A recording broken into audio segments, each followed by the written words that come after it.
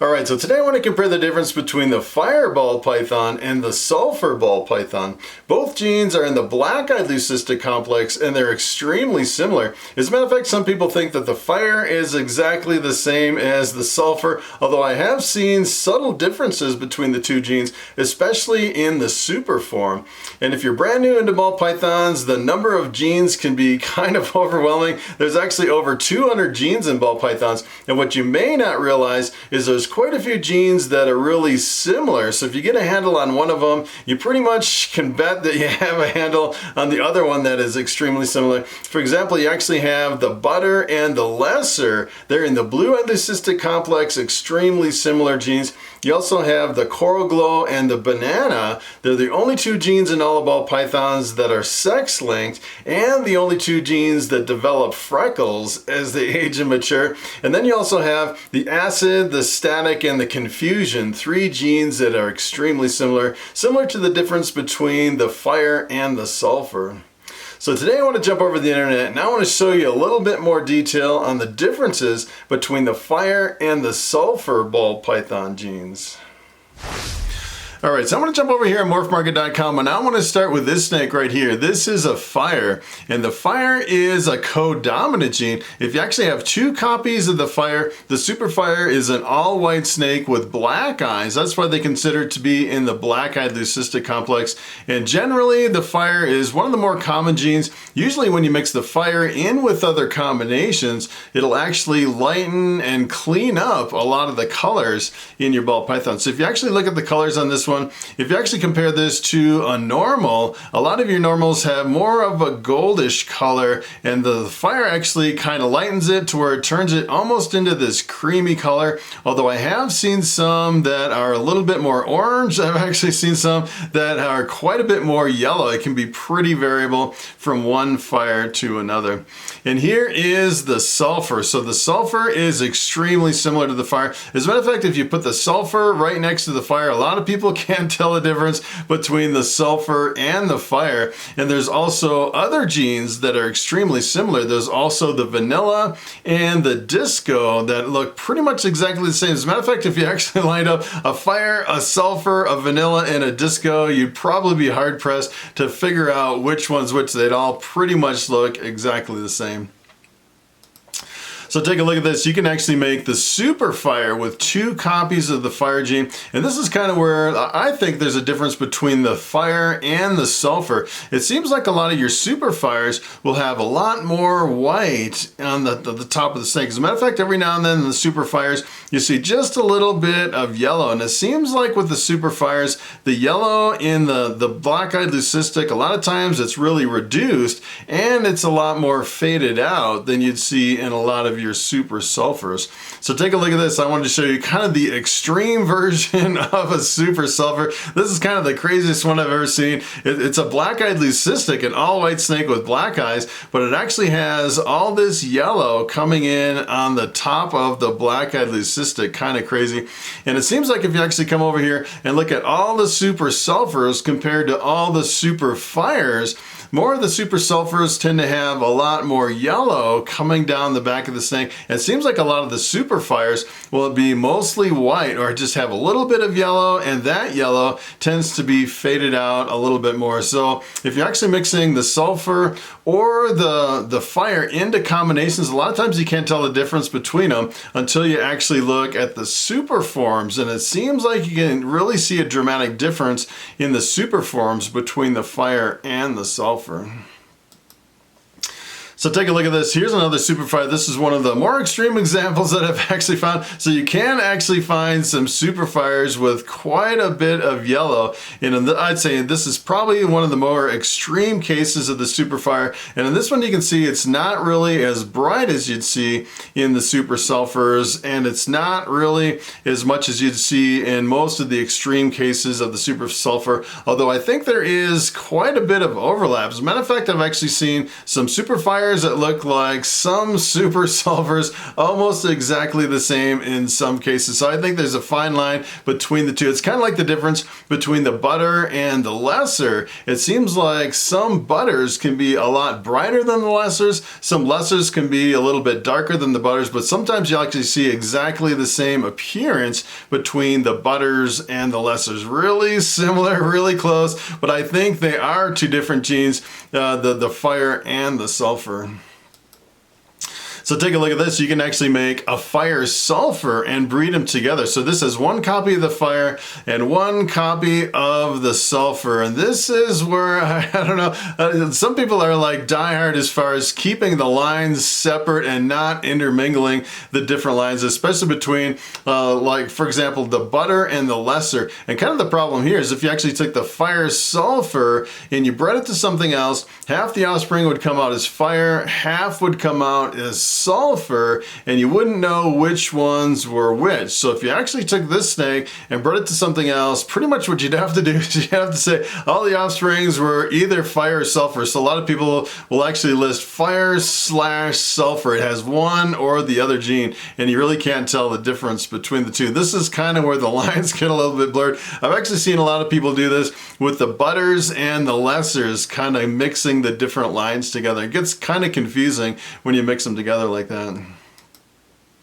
So take a look at this. This is probably one of the most amazing combinations that you can make with the fire, and that is the vanilla cream. And just take a look at the crazy pattern on this one. So essentially what this is the combination of the fire and the vanilla. And kind of the interesting thing too, the vanilla looks almost exactly the same as the fire, but when you mix them together, you get this really crazy combination. It's kind of weird. You look at the base genes and they look pretty much exactly the same, and then you mix them together, you get this really crazy combination. This is actually an allelic combination too. So this is where it gets a little bit tricky. You can actually take a vanilla cream, breed it to something else, half the offspring come out as vanilla, half come out as fire. And if you actually come over here looking for either vanillas or fires, you'll actually see a lot of people list them as a vanilla/fire, because you can't tell the difference as just the standalone gene between the vanillas and the fires. Unless you actually start breeding them together,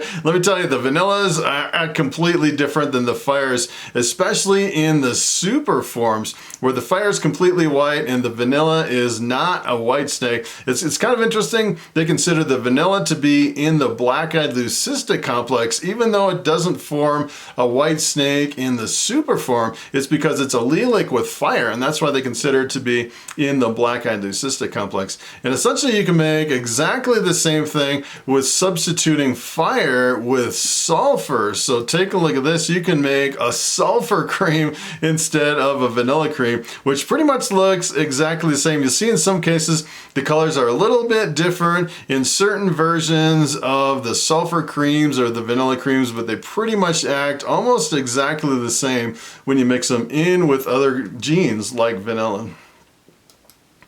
So take a look at this. This is actually a disco cream. The disco is really similar too. As a matter of fact, if you look at the disco and the fire by itself, it looks pretty much exactly the same. And then when you make the disco cream, the disco reacts a little bit different than the vanilla, especially in this combination. I've noticed a lot of the discos will actually bring out more white along the belly. Sometimes you'll actually see some ringers where it almost looks like a pseudo-pied between the disco and the fire. So this is the disco fire combination. And I remember when I first started in ball pythons, I was actually working with someone local here that was breeding snakes. I went over to his facility. And as a matter of fact, I've actually seen him at some shows too. And he showed me a disco fire combination. And kind of the interesting thing is when I saw this, I really couldn't wrap my head around the disco gene because I didn't really know the genetics as far as everything that it could do. And I was wondering, is this really a good investment? What is the potential of the disco? And that's one of the things that really kind of led me down this path as far as digging deeper into the ball python genetics and kind of wrapping my head around the genes and figuring out, all right, what is the potential of this gene that I may invest in and breed through my collection? You definitely want to know your genetics. It's kind of an interesting combination. And you can actually take this combination between the disco and the fire and kind of do the same thing, drop the fire and add the sulfur sulfur. So you actually get the sulfur disco. And take a look at this. It pretty much reacts almost exactly as the fire disco, where it brings up some of the white on the bottom of the snake. These are some of the most amazing combinations, but with the sulfur disco and the sulfur creams and the fire, the vanilla creams and all those are really awesome combinations. One of the things I'd like to get into at some point, but it's kind of tricky, because if you actually produce just the individual genes, it's kind of hard to tell the difference between the two unless you breed them into other combinations. It's kind of the challenging part of the project. All right, so here is the main difference between the fire and the sulfur. If you actually come over here at Morph Market and just look at the sheer numbers of fire over here, take a look at this. I actually pulled up all the snakes that were for sale and all the ones that have sold over here on Morph Market. And this is just in the US version of Morph Market. There's been 15,323 fires or fire combinations over here on Morph Market. If you actually look at the European version of Morph Market, I think they had about 300 fire combinations, and over on the South African version, I think they had like 350. So you're looking at close to 20,000 fires and fire combinations. And if you compare that with sulfur, take a look at this. I actually came over here and I was looking for sulfur, all the ones that have been posted over here. There's only been 430 sulfurs and sulfur combinations listed over here on Morph Market. And these are only in the United States. So it seems like over in Europe and South Africa, there's no sulfurs at all, which I thought was pretty interesting. And a lot of these sulfurs, this actually says 430, but you'll actually notice on some of these are actually listed as sulfur / vanilla. So this is either sulfur or vanilla. So technically this may or may not be a sulfur. So I actually pulled up, take a look at this combination. This is kind of interesting, and it can be really confusing, especially if you're starting out in ball pythons and you really don't know your genetics. So this one's actually listed as a pastel sulfur / vanilla. So we know it's actually an allele combination. So if you take a sulfur vanilla, you breed it to something else, half the offspring come out as sulfur, half come out as vanilla, and you can't tell which one is which. So people will actually list them as a sulfur / vanilla. And if you actually come over here to the ad where they list them over here on Morph Market, so for example, if you're brand new into ball pythons, you're looking at the snake, you're like, hey, it's $125. That's a pretty cool snake. It's still for sale. I want to buy that snake. So you may be tricked into thinking that this snake actually contains these three genes, the pastel, the sulfur, and the vanilla. And keep in mind, you actually have to know your genetics to know that this is either a pastel sulfur or it's a pastel vanilla. It's not all three. So for example, if you actually had one that was all three genes with the pastel, sulfur, and vanilla, this is what it would look like. You would actually get the vanilla scream. And let me tell you, this is one of my favorite combinations with the pastel, the vanilla, and the fire. That is a crazy combination. If you actually look at the prices on these are pretty reasonable, just a few $100s usually.